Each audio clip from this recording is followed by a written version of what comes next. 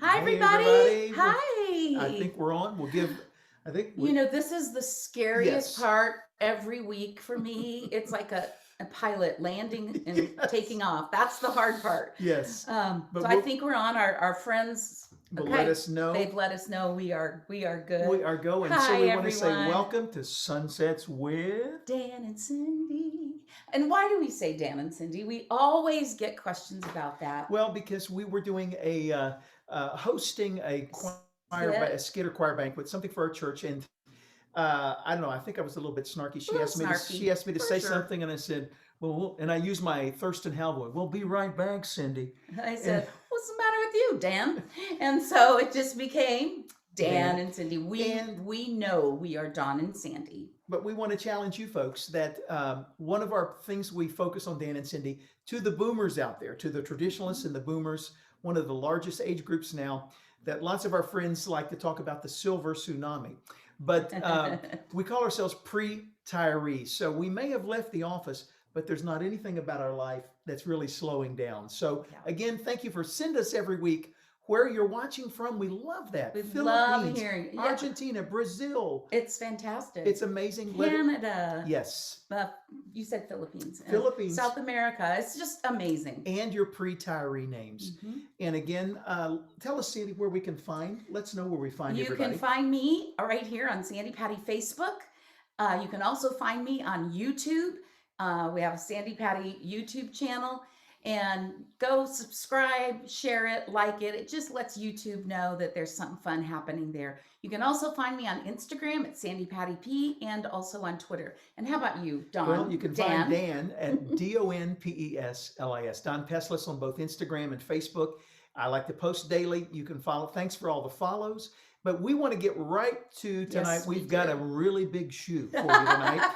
And we're really excited to have a special guest that We you are see. But just before we introduce him, honored, excited. yes, So we're not doing anything else but talking to our but guests this tonight. will be sort of our Canizo moment, but you're Mhm. going to love it. The healthcare focus tonight on our pandemic and your COVID 19 questions. We've been getting them all week Yeah, long, right, all Cindy? week.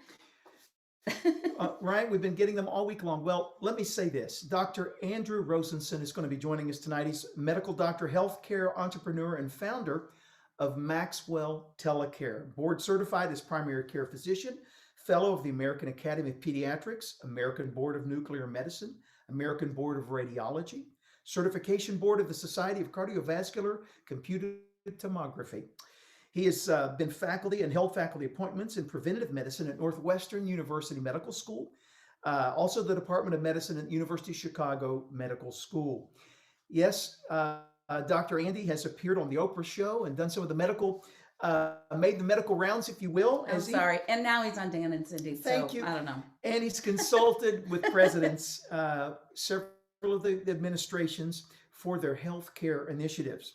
Dr. Andy is leading the way right now. This is what's so exciting with the turnkey telemedicine for remote patient monitoring. That's known in the business as RPM. We may get to that tonight. Chronic care management, point of care services to primary care physician practices, skilled nursing facilities, and the greater senior care community. He's written extensively on the impact and the economics of healthcare. Dr. Andrew Rosenson, tonight we welcome Dr. Andy. Welcome to the show, Dr. Andy. Hi, Dr. Andy. Glad to have you with us. Thank you. It's great to be here. Dr. Andy and his wife, Marcia, make their home in the Chicago area. And there's a lot of music that runs throughout your family as well, as I was hearing later. So, our listeners have been submitting questions. And one of the questions you just answered, Don, was what are his credentials and how can he speak to what's happening? So I think those are some pretty great credentials. And thank you for giving us a safe place to really ask some very needed questions about the pandemic, about COVID 19. And so we are just going to dive right in.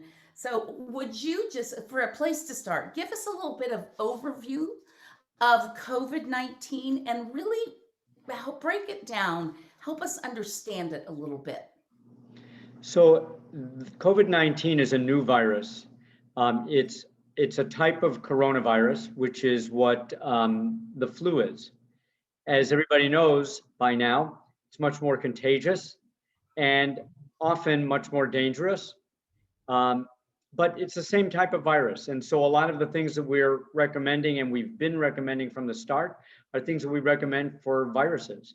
The ways to prevent them are things that you prevent any kind of virus transmission. And what's one of the biggest ways to do that? So the two biggest ways to do that are by masks. Actually, the three: masks, washing your hands, and staying away from people. What we've now come up with social distancing for. If you're not close enough to them for a long enough time, you're not getting the infection. If you're wearing a mask, Mhm. can you get it from someone if you're wearing mask? Tell me, are we wearing the right masks? That's So, really the It's question. probably a twofold question. Yeah. Are they the right masks, and are they really helping? yeah, so that's a great question. And it's part of the reason that there was so much confusion or difference of opinion when we started talking about coronavirus 9, 10 months ago. The masks don't stop the virus from going in and out, but it can stop droplets, water droplets, or your saliva droplets from going in and out. So if you're wearing a mask and you exhale, most of what could be getting on somebody is being stopped by the mask. When you inhale, though, the air doesn't come through the mask, it comes through the holes around the mask. So when you have a mask over your face and you inhale, there's usually a space right here. Mhm. And so the air is coming in there. So the mask is not protecting you very much by Okay. your inhaling, but it is protecting the person that you're with from the exhaling. So one of the things that makes some masks better than others are the ones that are fitted against the face, Okay. because then it's a little bit harder for the air to get in, and you are getting some air through the fibers of the mask. Does that make sense? That makes A lot great of sense. sense. And you kind of brought this up, but there we've had the flu. I was a kid in elementary school, and I remember some students of mine having polio. And when the polio vaccine came out, I don't really remember this huge discussion and debate and um, polarizing conversation. Mhm. Is that something new that COVID 19 has sort of brought to our community? Can you speak to that? Sure. And it's not new. Okay. One could easily say it's a function of a lot of other polarization that we've had in our society over the past months, years, recent years. But it's also a function of we're different than we were when the polio vaccine came out. When the polio vaccine came out, if the doctor said do something, everybody did. The doctors in the 1950s and to some extent in the 60s as well, were their word was the end word. Whatever they said to do, that's what you do. If the doctor said get a vaccine, you get a vaccine. Mhm. And so we didn't question it as much. Since that time, over time, there have been side effects or reactions to the vaccines, and they've led people to suggest or to fear um, consequences or complications of the vaccines that are not really there, Okay. that science says doesn't happen. So it's a controversial thing. If I say you can't get autism from a vaccine, 25% of the people listening to this are going to be furious with me and tell me that you can. What I Mhm. can say is that mainstream medicine does not see a relationship between autism and vaccines. So Okay. we're going to leave it at that Yeah. statement of fact. But going back to what you're saying, there have been, in the millions of doses that we've given so far, there have been some reactions. 2.5 people out of every million people will have an anaphylactic reaction. a severe allergic reaction. Right. So that's something to be cognizant of. And it's a higher number of people that will have pain at the site of the injection, or particularly with the second injection, may have some fever, headaches that usually lasts a day, and it happens 1 to 3 days after the injection. Yep. And as far as we know, that's the side effect. Well, I'm firsthand witness to that because Don and I had COVID in March of last year. And I received my first vaccine. This is the year I'm 65 and I have a couple of comorbidities. And for a good day, I described it as like cliff notes of COVID symptoms. It just kind of went through all the symptoms. And then the next day I was fine. I'm hearing, and I'm curious what you think about this. If you have the vaccine, are your reactions worse if you have initially had COVID or have you not had COVID? Good question. Yeah, it's a very good question. And the data that I've seen so far is that there isn't a difference. I think there are some people that are saying that the reaction is less, but I don't think there's much difference. Okay. Well, and I love when you say the word data because we try to really encourage our listeners not to get our news from social media, but to go to the source. That's right. And whatever that source may be, your own doctor, which kind of piggybacks to this question. And we were chatting about this earlier. So this listener said, how can you begin dialogue with loved ones who do not trust public health officials? And I think that's a real, unfortunately, a valid question right now. Yeah, it's a great question. And I'm going to sidestep it just a little bit. What I'm going to tell you is that public health officials are sometimes physicians or scientists, and sometimes they're politicians, they're public health officials. And I don't mean that in a negative way. I just mean that's what their job is. When you're watching, when you're hearing a public health official, you're hearing them from the media, newspapers, streaming TV, and to distinguish between a media personality and a public health official personality becomes challenging. You don't know if the person that's on TV is on TV because they do good TV or because they happen to be the smartest guy at Mayo Clinic. So since you don't know that, my answer is you don't have to convince your family members to trust the public health officials on television. Have them talk to their doctor. And go to the person that you go to for your healthcare needs. You don't go to CNN to find out how to be healthy, or to find out how to get well. Yeah, you go or to your doctor. Or Facebook or any of them. Yes. That's great That advice. is an excellent, excellent advice. Thank you, Dr. Andy. That's so good. I know we have so many questions here, keep and I'm watching our already time. going to say that we're just going to need part B because I can already tell you that we're already seeing so many listeners saying thank you for having him on. Yes. So here's a real important question. If you've had COVID, do you need the vaccine? And the answer is yes. There may be some individual whose immunity lasts, and but we do know that there are people that have gotten sick or had symptoms after having had COVID. So the party line right now is the answer is yes, it's a good idea. We don't know how long the immunity is going to last from having had COVID. We know that the immunity from the vaccine, the immunity from the vaccine is expected to last 2 or 3 years. Because of the uncertainty, the recommendation will probably be to get it every year. If I'm sorry? Much like the flu shot. Right. If you've had COVID, you should wait 90 days before you get the vaccine, and then you should get the vaccine. And why 90 days? Because based on the data that we have, that seems like the best time, but everyone's immune system is different. And so, for one person, it may be a little different than another's. That is a really helpful, and you literally answered one of the other questions who asked about 90 days. Mhm. But I'm reminded we are the data gatherers for future generations. Like there's never been COVID-19 before. Right.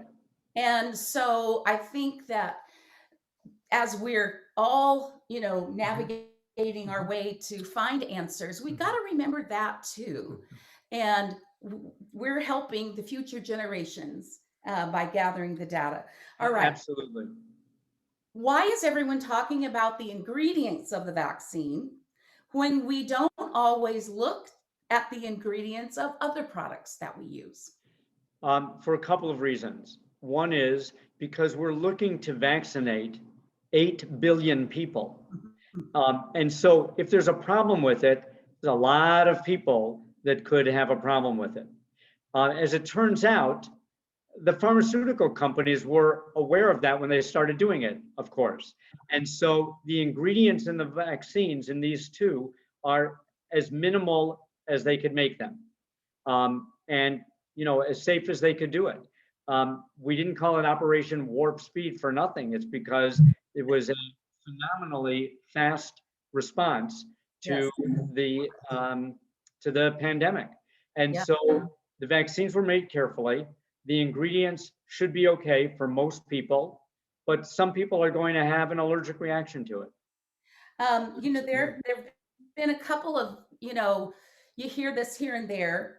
I mean, do we even have enough data yet to talk about things like fertility? And is it okay for nursing mothers to take the vaccine? So we have data enough so that I can answer the questions for you, Awesome. but not enough to answer definitively. So as far as fertility goes, there's no evidence that it diminishes fertility. Okay. And somebody sitting out there is saying, well, of course not. It hasn't been around long enough to have people not get pregnant or something. Yeah, that's true. But um, there may have been, I don't know, there may have been studies to say, is ovulation going on normal over the past 4 months for somebody that had it, or are sperm counts normal? So there's no evidence that says there's a problem with fertility. There's nothing about it to suggest that you would expect a problem with fertility. That's the best we can do. With breastfeeding, it's an mRNA virus. I shouldn't have said it like that. It's a type of virus that's not made with a dead virus. I mean, sorry, it's a type of vaccine Yes. not made by a dead or attenuated virus. And so it's not going to carry into the breast milk and into the baby. So because of the type of vaccine that we're using, it should be safe for breastfeeding parents, for breastfeeding mothers. But like with everything else, so we're all clear, I'm telling you what the data is that we have that I'm aware of. Yes. I'm not aware of every single thing that's happened out there by any stretch of the imagination. And I don't know any of you in particular who I'm talking to. Yeah. So what I would say is what I would say to anybody. You have to go to your doctor who's Yes. going to customize an answer for you, because somebody out there has something that would never have occurred to me, and it's going to change the answers. Yeah. So you should talk to your doctor about everything that we're talking about, but I can give you general ideas. That's excellent, Dr. Andy, truly. I had a question. Why two shots instead of Mhm. one? Mhm. That's an honest question. Sure, because you need to get the level of immunity that you have. The first shot creates the reaction. The first shot, it primes the immune system, Okay. and the second shot ramps it up. So if you only got one vaccination, based on the data that we have, you would have about 60% immunity. Okay. Second one makes it 95%. Are Let they me, the same shot? I'm sorry? Is like shot one and shot two, are they the same? Yes, yes. Okay. I did But actually That's a didn't good know question. that. But I want to clarify what I just said about 60 and 95%. The way we get that number is that 60% are immune. Now, people that are not completely immune, if they got coronavirus after the first vaccine, they're likely to have a less severe case than if they hadn't gotten a vaccine. But Understood. but you can't like take that data and apply it to a single person. Yes. Oh, And that's good. again, I love that you keep saying, Mhm. talk to your health, Absolutely. who That's good. knows you and your That's right. history. And that history. It's Can good. so you kind of touched on this, but what is herd immunity? Hmm. So it's an interesting concept, and people were talking about it a lot when we started talking about isolation, because a lot of people understandably believed that you shouldn't isolate, you should let people get exposed to it, and Uh, then the likelihood of it spreading more will go down. So there are illnesses where we do that. People used to have chickenpox parties. We don't do that mm, anymore for good reasons, but we used to. yeah, you Um, did. so here's the thing with herd immunity, either from the vaccine or from the infection itself, Hmm. you become immune. And if enough people have the vaccine, then it's not going to spread as much because Yes. there aren't as many people to spread it because they had the vaccine or if Yes. they had the disease. So if you suddenly gave the vaccine to 90% of the people, the other 10% aren't completely protected. But if out of 10 people, one of them didn't have it and the nine did, well, the one's not going to get it because the nine already had it. So who's Okay. going to spread it back and forth? So That's that's a the good point. concept. Yeah, go on. Go You know, ahead. I just wanted to ask you back to in this. They talk a lot about the efficacy of with you mentioned warp speed. That the vaccines have hit at really in the 90s. Both of them, I think, were up in the 90s. Percentage, you mean? Meaning the effectiveness Oh, or the gotcha. Yeah, efficacy, yeah, Yeah. yeah. the Oh, efficacy mhm. of the vaccine being developed. That's a high number. I thought I'd heard, but as a doctor, you could confirm that if you get a 75% efficacy, that's pretty good coming So out of the. it depends on what we're talking about. It's an interesting thing in the field of medicine. For some things, we Yes. physicians are not, we don't like it if it's not over 90%. For other things, well, 60% is way better than what we had before, so we accept that. But if I said to you, I just gave you a treatment and you have a 40% chance of getting the disease, a lot of people aren't going to come in and do it because they're going to say, well, it's 50-50 anyway. Uh-huh. Right. And that's what happens with the flu. So the shots, the flu shots that we give are not 100% effective. A bunch of people get a flu shot and they get the flu anyway. Mm-hmm. So Right. on the one hand, it's a milder case of the flu. Yes. Yes. On the other hand, somebody is going to get the flu and they're going to be sick, even though they had the vaccine. And their next door neighbor, their friend is going to say, well, he got it and he got sick anyway, so why should I bother? Well, so the reason is because you'll be less sick, you're less likely to get it, and you're 60% less likely to get it if, Mm-hmm. if that year is 60% effective. Yeah. 95% is remarkable because of how well we did so quickly. But there's a difference between coronavirus and the flu.